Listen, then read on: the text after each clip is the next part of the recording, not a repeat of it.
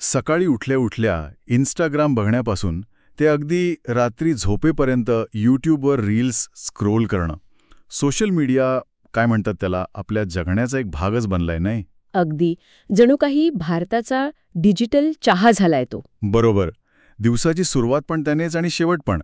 पण मला सांगा, हे वेळ इतकं का वाढतंय दिवसेंदिवस? काय वाटतं? हाच मोठा प्रश्न आहे. आज आपण जरा याच्या मुळाशी जाऊया. म्हणजे भारतात हे सोशल मीडियाचं वेड का वाढत चाललंय याची कारणं शोधूया. काय म्हणता? नक्कीच. आणि बघा, ही जी माहिती आहे आपल्याकडे त्यानुसार हे काही एका गोष्टीमुळे नाहीये. अच्छा? हो, म्हणजे स्वस्त झालेले इंटरनेट आहे, स्मार्टफोन सगळ्यांकडे आलेत, हो. पासून ते लोकांच्या मानसिक गरजा काय आहेत, सामाजिक काय चाललंय, या सगळ्याचा परिणाम आहे हा. तर आज आपण हे सगळं जरा उलगडून बघू. म्हणजे तंत्रज्ञान, अर्थव्यवस्था आणि समाजकारण या सगळ्याचा हा मिलाप आहे असं म्हणायला हरकत नाही. तर मग या डिजिटल क्रांतीमागे नक्की काय आहे आणि समाजावर काय परिणाम होतोय हे समजून घ्यायचा प्रयत्न करूया. चला, खोलवर जाऊया यात. हो, नक्कीच. सुरुवात अर्थातच उपलब्धतेपासून करूया. काही वर्षांपूर्वीपर्यंत इंटरनेट वापरणं म्हणजे जरा मोठी गोष्ट होती. आता चित्र एकदम वेगळं आहे. हा डेटा इतका स्वस्त कसा झाला आणि त्याचा काय परिणाम झाला? अगदी महत्वाचा मुद्दा आहे हा. याची सुरुवात साधारण 2016 नंतर झाली, जेव्हा डेटा क्रांती झाली. म्हणजे जिओ आलं आणि मग बाकीच्या कंपन्या पण स्पर्धेत उतरल्या. आणि डेटाच्या किमती इतक्या खाली आल्या की आज जगात सर्वात स्वस्त मोबाईल डेटा आपल्याकडे म्हणजे भारतात मिळतो. खरंय. याचा थेट परिणाम काय झाला तर इंटरनेट फक्त मोठ्या शहरांपुरतं नाही राहिलं. ते छोट्या शहरांमध्ये, गावांपर्यंत पोहोचलं. म्हणजे जिथे आधी फक्त टेक्स्ट मेसेज व्हायचे, तिथे आता व्हिडिओ कॉल होतात. अगदी. High definition video streaming, video calls, online games हे सगळं आता सहज शक्य झालंय. कनेक्टिव्हिटीचा जो अडथळा होता ना, तो खूप कमी झालाय. पण नुसता डेटा असून उपयोग नाहीये, तो वापरायला काहीतरी साधन पण हवं, नाही का? स्मार्टफोनचं काय? तिथे अशीच क्रांती झालीये. निश्चितच. म्हणजे बघा, ज्या वेगाने डेटा स्वस्त होत होता त्याच वेळी स्मार्टफोन टेक्नॉलॉजी पण सुधारत होती. आणि महत्वाचं म्हणजे फोन स्वस्त होत होते. हो, अगदी 7-8 हजारात पण आता चांगला फोन येतो. बरोबर. त्यामुळे एका मोठ्या वर्गाच्या हातात स्मार्टफोन आला आणि त्यातून इंटरनेट आलं. व्हॉट्सॲप, फेसबुक, इंस्टाग्राम, यूट्यूब हे ॲप्स आता घराघरात पोहोचलेत. विचार करा, पूर्वी कम्प्युटर किंवा लॅपटॉप लागायचा, आता सगळं एका क्लिकवर. हो. ही जी सुलभता आहे म्हणजे ॲक्सेसिबिलिटी आणि परवडणारी किंमत म्हणजे अफोर्डेबिलिटी, ही खरं तर या वाढत्या वापरामागची पहिली आणि सर्वात मोठी पायरी आहे. म्हणजे एका बाजूला स्वस्त डेटा, दुसऱ्या बाजूला स्वस्तातले स्मार्टफोन. यामुळे काय झालं की डिजिटल जगाचं दार अक्षरशः उघडलं गेलं सगळ्यांसाठी. अगदी. पण दार उघडल्यावर आत असं काय आहे की लोक इतके रमून जात आहेत? म्हणजे मनोरंजनाचा भाग किती मोठा आहे यात? मनोरंजन तर खूपच मोठा फॅक्टर आहे. आणि इथे गंमत अशी आहे की सोशल मीडिया प्लॅटफॉर्म्सनी कंटेंटचा प्रकारच बदलून टाकलाय. अच्छा, म्हणजे कसं? म्हणजे हे बघा ना, टिकटॉक आलं, मग इंस्टाग्राम रील्स आले, यूट्यूब शॉर्ट्स आले. हो, ते छोटे छोटे व्हिडिओज. बरोबर. ह्या छोट्या फॉर्मॅटमुळे काय होतं की लोकांना अगदी कमी वेळात पटकन काहीतरी बघायला मिळतं, मनोरंजन किंवा माहिती. याला मानसशास्त्रात क्विक डोपामाइन हिट्स म्हणतात. म्हणजे पटकन आनंदी वाटणं. दिवसभराच्या कामानंतर तणावात असताना असे व्हिडिओ पाहिले की लोकांना तात्पुरता का होईना पण आराम मिळतो. अनेकांसाठी हा स्ट्रेस बस्टर आहे, रोजच्या धावपळीतून थोडं बाहेर पडण्याचा मार्ग आहे. पण हे फक्त टाइमपास किंवा विरंगुळा नाही राहिलाय आता. अनेक जण याकडे करिअर म्हणून बघतायत. ही इन्फ्लुएन्सर इकॉनॉमीची म्हणतात, ती काय आहे नक्की आणि तिचा या क्रेजमध्ये किती वाटा आहे? बरोबर. हा दुसरा अत्यंत महत्वाचा मुद्दा आहे. सोशल मीडिया आता फक्त वापरण्याची गोष्ट नाहीये राहिलीये. हो. अनेक तरुण-तरुणींसाठी हे आता पैसे कमवण्याचं साधन बनलंय. आपण बघतोच की अनेक इन्फ्लुएन्सर्स आहेत, ते ब्रँड प्रमोशन्स करतात. हो, प्रोडक्ट्स वगैरे दाखवतात. अगदी.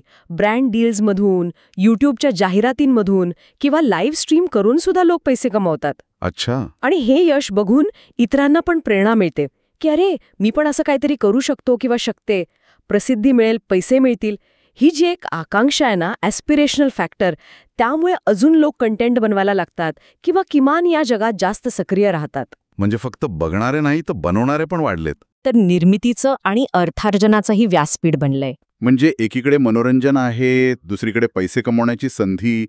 इथेच मला वाटतं खरी गंमत सुरू होते. म्हणजे बघा, पूर्वी ट्रेंड्स कोण ठरवायचं? टीव्ही मालिका, सिनेमे. हो, किंवा फॅशन मॅगझिन्स. बरोबर. पण आता चित्र पूर्णपणे वेगळं आहे. एखादं व्हायरल मीम किंवा रीलवरचं गाणं किंवा एखादा डायलॉग तो थेट लोकांच्या बोलण्यात येतो, वागण्यात येतो. हा सांस्कृतिक बदल किती मोठा आहे असं वाटतं. हा खूप मोठा आणि अगदी मूलभूत बदल आहे. ट्रेंड्स आता टॉप डाऊन म्हणजे वरून खाली नाही येत आहेत. ते आता बॉटम अप म्हणजे खालून वर येत आहेत. कोणीही कुठूनही एखादी गोष्ट सुरू करू शकतो आणि ती व्हायरल झाली की बघता बघता देशभर पसरते. उदाहरणार्थ एखाद्या छोट्या गावात कोणीतरी एक रील बनवलं आणि ते इतकं फेमस झालं की मोठे मोठे सेलिब्रिटी पण त्यावर नाचायला लागले. असं होतं की नाही? हो, नक्कीच होतं. लोकांची भाषा बदलतीये. तरुण पिढी नवीन शब्द वापरतीये जे सोशल मीडियातून आले आहेत. इतकंच काय तर एखाद्या सामाजिक किंवा राजकीय विषयावर लोकांचं मत बनवण्यात पण सोशल मीडियाची भूमिका वाढली आहे. म्हणजे हा प्रभाव आता फक्त फॅशन किंवा गाण्यांपुरता नाही राहिलाय. अजिबात नाही. तो खूप खोलवर गेलाय. हे खरंय. आणि ट्रेंडसोबतच लोक एकमेकांशी जोडले कसे जातात ते पण बदललंय. समुदाय म्हणजे कम्युनिटी आणि जोडणी, कनेक्शन यावर काय परिणाम झालाय? सोशल मीडियानी भौगोलिक आणि सामाजिक मर्यादा बऱ्याच कमी केल्या आहेत असं म्हणायला हरकत नाही. म्हणजे सारखी आवड असणारे लोक ते जगात कुठेही असोत एकत्र येऊ शकतात. व्हर्च्युअल ग्रुप्स वगैरे. हो, ग्रुप्स बनवतात, माहिती शेअर करतात, विचार शेअर करतात.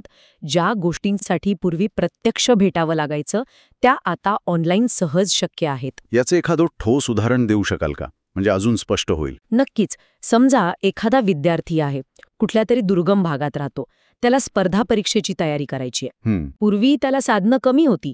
आता तो यूट्यूबवर किंवा इतर प्लॅटफॉर्म्सवर चांगल्यातल्या चांगल्या शिक्षकांचे लेक्चर्स बघू शकतो, ऑनलाईन टेस्ट देऊ शकतो, इतर विद्यार्थ्यांशी बोलू शकतो. बरोबर. किंवा समजा एखादी गृहिणी आहे, घरी केक बनवते, ती इंस्टाग्रामवर पेज उघडून आपल्या शहरात किंवा आसपासच्या लोकांना विकू शकते. हो, अनेक छोटे व्यवसाय असेच चालतात आता. अगदी लहान व्यवसायांना मोठं व्यासपीठ मिळालंय. तसंच एखाद्या आजाराने त्रस्त असलेल्या लोकांचं ग्रुप्स असतील किंवा एखादा छंद जोपासणारे लोक असतील, सामाजिक कार्यासाठी एकत्र आलेले लोक, हे सगळं सोशल मीडियामुळे खूप सोपं झालंय. ज्ञान आणि संधी यांची देवाणघेवाण खूप वाढली आहे. पण या सगळ्या गर्दीत म्हणजे सतत माहितीचा आणि संवादाचा जो भडीमार होतो त्यात काहीतरी महत्वाचं आपल्याकडून सुटतंय की काय अशी भीती, म्हणजे FOMO, fear of missing out, हे पण वाढले का? हो, नक्कीच. फोमो हा खरं तर एक खूप मोठा मानसशास्त्रीय घटक आहे या वापरामागे. अच्छा. काय ट्रेंडिंग आहे, कोण काय बोलतंय, कोणतं नवं चॅलेंज आलंय, हे सगळं आपल्याला माहीत नसलं तर आपण मागे पडू अशी एक भावना असते अनेकांमध्ये. त्यामुळे सतत फोन बघत राहणं. बरोबर. सतत फोन चेक करणं, नोटिफिकेशन्स बघणं, इतरांच्या पोस्टवर रिॲक्ट करणं, काहीतरी महत्त्वाचं किंवा मजेशीर किंवा चर्चेतलं आपल्याकडनं सुटू नये या भीतीने किंवा इच्छेने लोक सतत ॲक्टिव्ह राहतात. आणि मग नकळत तासनतास जातात त्यात. हो, आणि हे एक चक्र बनून जातं रोजच्या वापराचं, जे तोडणं मग कठीण होतं. तर मग या सगळ्या गोष्टींचा एकत्रित परिणाम काय होतोय? म्हणजे स्वस्थ डेटा, स्मार्टफोन, आकर्षक कंटेंट, पैसे कमावण्याची संधी, सांस्कृतिक बदल, फोमो, या सगळ्याचा समाजावर एकूण काय परिणाम दिसतोय? याचे परिणाम बरेच आहेत आणि त्यात चांगल्या आणि वाईट दोन्ही बाजू आहेत. दोन्ही समजून घेणं महत्त्वाचं आहे मला वाटतं. आधी चांगल्या बाजू बघूया. काय पॉझिटिव्हज आहेत? सगळ्यात महत्त्वाचं म्हणजे कंटेंट क्रिएटर्ससाठी संधी निर्माण झाल्यात. स्वतःला व्यक्त करण्याची आणि त्यातून रोजगार मिळवण्याची संधी. हो. दुसरं म्हणजे अनेक महत्त्वाच्या सामाजिक विषयांवर जागरूकता पसरवण्यासाठी हे खूप प्रभावी माध्यम ठरले. अनेक कॅम्पेन्स आपण बघतो. बरोबर. तिसरं म्हणजे लहान आणि मध्यम व्यवसायांना खूप फायदा झालाय. ते कमी खर्चात आपली उत्पादनं किंवा सेवा लोकांपर्यंत पोहोचवू शकतात. आणि लोकांना नवीन गोष्टी शिकायला मिळतायत, नवीन स्किल्स पण शिकता येत आहेत. हे झाले पॉझिटिव्हज. पण दुसरी बाजू ज्याबद्दल चिंता व्यक्त केली जाते ती काय आहे? निगेटिव्ह परिणाम काय आहेत? नकारात्मक बाजू पण तितक्याच गंभीर आहेत. सगळ्यात मोठी चिंता आहे ती व्यसनाधीनतेची. ॲडिक्शन. लोक अक्षरशः तास न तास यात घालवतात. कामावर, अभ्यासावर परिणाम होतो त्याचा. नक्कीच. नातेसंबंधांवर पण होतो. दुसरी मोठी समस्या आहे चुकीच्या माहितीचा प्रसार, मिसइन्फॉर्मेशन. हो, फेक न्यूज वगैरे. हो, आणि द्वेष पसरवणारी भाषणं म्हणजे हेट स्पीच. हे इतक्या वेगाने पसरतं की त्याचे गंभीर सामाजिक राजकीय परिणाम होऊ शकतात. आणि मानसिक आरोग्याचं काय? त्यावर परिणाम होतो का? खूप जास्त. सतत इतरांशी तुलना करणं, आपल्याला किती लाईक्स मिळतायत हे बघणं, ऑनलाईन छळवणूक म्हणजे सायबर बुलिंग, ट्रोलिंग, हां, या सगळ्यामुळे लोकांच्या, विशेषतः तरुणांच्या मानसिक आरोग्यावर, त्यांच्या आत्मविश्वासावर खूप वाईट परिणाम होतोय, असं अनेक स्टडीजमध्ये दिसतंय. त्यामुळे हे माध्यम जबाबदारीने कसं वापरायचं हा खरंच मोठा प्रश्न आहे. म्हणजे एका बाजूला संधी आहेत तर दुसऱ्या बाजूला मोठी आव्हानं पण आहेत. या दुधारी तलवारीचं भविष्य काय दिसतंय? हा ट्रेंड असाच वाढत राहील की काही बदलेल?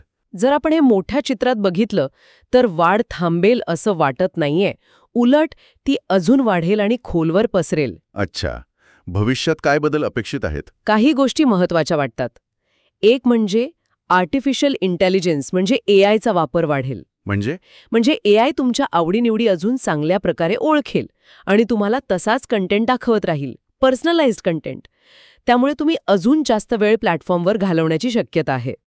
म्हणजे अजून जास्त गुंतवून ठेवणार. हो.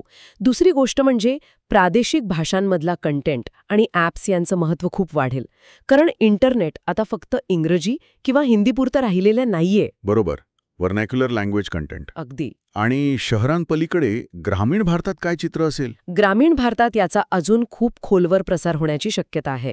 जसे स्मार्टफोन आणि इंटरनेट कनेक्शन अजून स्वस्त आणि सोपे होतील, तसा ग्रामीण भागातला वापरकर्ता वर्ग खूप वेगाने वाढेल आणि त्यांच्यासाठी वेगळा कंटेंट तयार होईल. अच्छा. आणि मला वाटतं भविष्यात हे प्लॅटफॉर्म्स फक्त संवाद किंवा मनोरंजनापुरती नसतील, ते खरेदी विक्रीची जागा बनतील. ई-कॉमर्स मार्केटप्लेस, शिक्षणाची जागा, व्हर्च्युअल क्लासरूम आणि कामाची जागासुद्धा डिजिटल वर्कस्पेस. म्हणजे social commerce, edtech, remote work हे सगळं सोशल मीडियामध्ये अजून घट्टपणे विणलं जाईल. हो, ती प्रक्रिया अजून वेग घेईल. एकूणच हे अगदी स्पष्ट आहे की भारतातलं हे सोशल मीडियाचं वेड हे फक्त एक तात्पुरतं फॅड नाहीये, तर ही एक मोठी सामाजिक आणि तांत्रिक क्रांती आहे. बरोबर. आणि यामागे फक्त स्वस्त टेक्नॉलॉजी नाहीये, तर लोकांच्या बदलत्या आकांक्षा आहेत, एकमेकांशी जोडले जाण्याची गरज आहे, स्वतःची ओळख बनवण्याची आणि व्यक्त होण्याची इच्छा आहे.